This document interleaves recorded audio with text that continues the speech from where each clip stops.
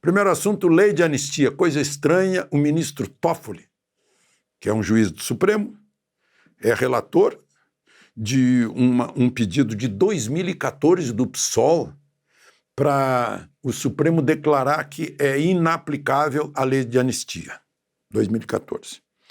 Então, ele quer criar um debate sobre a lei de anistia de 1979. Eu acompanhei isso, lá no Palácio do Planalto. Eu lembro que Golbery certa vez me disse, o ministro Golbery, rindo, né? O MDB não quer uma anistia ampla, geral e irrestrita, porque eles têm medo que o Brizola seja anistiado, entre no país e rache a oposição. Aí ele ria, pois o Brizola vai vir anistiado, né? E chegou aqui, a Ivete Vargas tinha tirado o PTB dele, ele criou o PDT. Outra coisa. E aí, gente, em 2010, houve, 2010, uma ação, eu anotei aqui, é incrível, incrível. Foi julgada no Supremo a lei de anistia. A OAB queria revogar a lei da anistia. A OAB que fez o maior movimento em prol da anistia, que queria revogar. Toffoli se declarou impedido em 2010. Né? E aí, o presidente do Supremo, o ministro César Peluso, passou um pito na OAB, dizendo que é uma consciência tardia e anacrônica. A ministra Carmen Lúcia deixou uma frase muito importante. Não há como julgar o passado aos olhos de hoje. Anistia de 79 era para pacificar o país. Né? Votaram contra esse pedido da OAB, mantendo a lei da anistia, Carmen Lúcia, Peluso, Gilmar Mendes, Ellen Grace, Marco Aurélio, Celso de Mello, o decano, e votaram contra Lewandowski e Aires Brito. Gente, a lei de anistia está fazendo 45 anos. Lá fazia 30 anos. Olha só o absurdo, porque vai prejudicar exatamente aqueles que eram os guerrilheiros, terroristas, sequestradores, assaltantes de banco, que eram jovens e que hoje estão aí com 80 anos no máximo. Se é para pegar o pessoal da chamada repressão, eles já estão com 90, 95 anos, né? Se é que estão vivos. Então, mexer nisso parece que é para mexer numa brasa para ver se vem fogo de novo. E o ministro Toffoli parece que está entrando nessa. É um pedido do PSOL lá de 2014 que apareceu agora.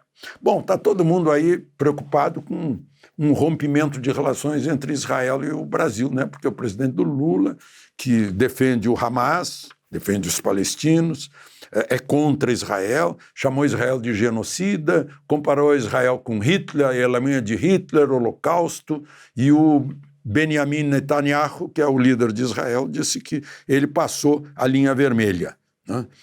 Foi além, que são palavras vergonhosas e graves, banalizou o Holocausto e o direito de Israel de se defender. Irônico, porque quem propiciou a criação de Israel foi um brasileiro, Oswaldo Aranha, presidindo a Assembleia da ONU. Né? Então há esse laço, enfim. É muito complicado. O presidente Lula disse isso lá na Etiópia. Ele foi lá para o norte da África, mais exatamente nordeste da África. Antes de ir, ele plantou uma oliveira na Embaixada da Palestina no Brasil, na representação da Palestina, e depois perguntou para o embaixador quando a oliveira vai dar uva. Né? O embaixador falou em 8 anos, eu diria infinito, né? Mas aí ele foi recebido, ele e a primeira-dama Janja foram recebidos no aeroporto do Cairo pelo ministro do Turismo.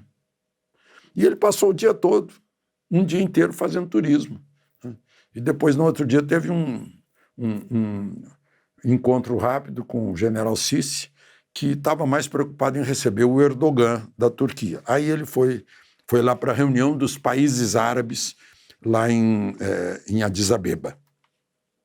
Mas ele defendeu também Putin, porque apareceu morto esse opositor na prisão com hematomas e estava todo mundo já culpando o regime de Putin e Lula fez uma declaração dizendo por que essa pressa em acusar alguém? Depois descobrem que não foi e vão ter que pedir desculpas, né? Ele é um grande defensor de Cuba também. Tem cubano lá lutando do lado do Putin, né? Wall Street Journal, que eu vi agora desse fim de semana, diz que são de 400 a 3 mil cubanos, porque eles estão ganhando $2.000 por mês. Lá em Cuba eles ganham $20 por mês. A mãe de um deles que morreu, foi morto por um drone ucraniano, a mãe do Raibel Palacio, né, disse que os cubanos vão todos para a morte, né?